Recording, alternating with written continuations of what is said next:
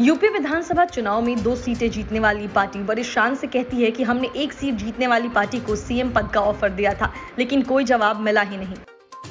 आप समझ ही गए होंगे कि कांग्रेस ने मायावती को गठबंधन के लिए सीएम पद का ऑफर किया था। यह दावा चुनाव के बाद खुद राहुल गांधी ने किया है।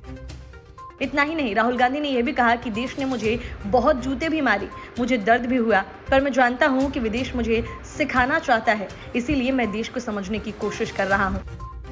राहुल गांधी दावा किया कि बहुजन समाजवादी पार्टी की मुखिया मायावती केंद्रीय जांच एजेंसी और प्रवर्तन निदेशालय के दबाव और डर की वजह से उत्तर प्रदेश विधानसभा का चुनाव नहीं लड़ी।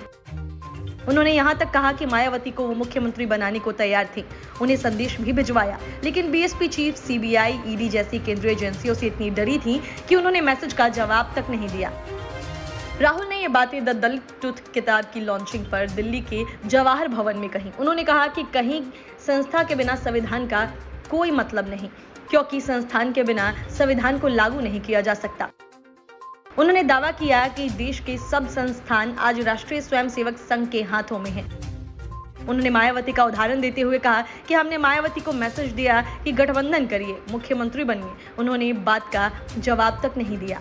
सीबीआई और ईडी से डरती हैं वो। कांशीराम ने दलितों की आवाज दी, दलितों को जगाया, लेकिन आज मायावती कहती हैं कि वह दलितों की आवाज के लिए नहीं लड़ेंगी।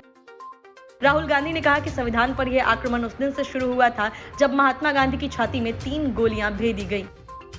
उन्होंने कहा कि अम्बेडकर ने हमें संविधान जैसा अधिकार दिया, मगर आज इसका कोई मतलब नहीं है, क्योंकि पेगासस, सीबीआई, ईडी आदि संस्थान मिलकर संविधान को लागू किए जाने से रोक रहे हैं।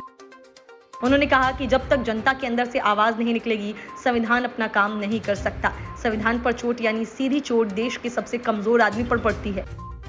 आज अर्थव्यवस्था और बेरोजगारी का हाल देश में सबके सामने है, इनसे लड़ने की जरूरत है। हालांकि देश ने मुझे बहुत जूते भी मारे, मुझे दर्द भी हुआ, पर मैं जानता हूं कि विदेश मुझे सिखाना चाहता है, इसलिए मैं देश को समझने की कोशिश करता हूं। Bureau report, news of India.